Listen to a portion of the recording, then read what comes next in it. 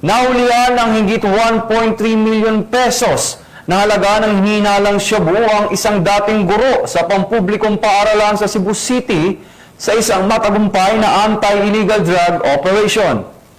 Ang pagkakahuli sa sospek at pagkakakumpiska ng droga ay bahagi ng patuloy na kampanya ng PNP laban sa illegal na droga sa lungsod. Patrolwoman Annalyn Canoog, ibalita mo.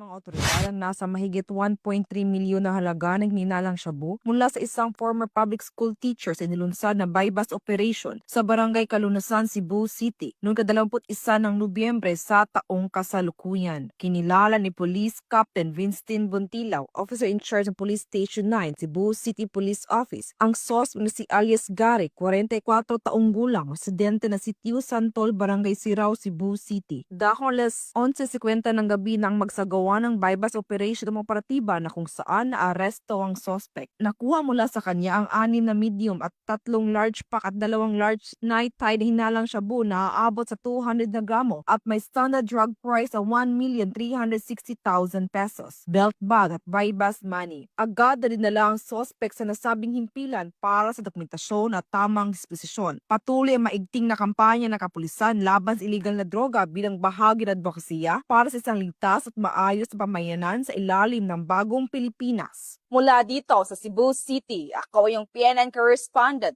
Patrolwoman Annalyn N. Canoog, alagad ng batas, tagataguyod ng balitang pulis.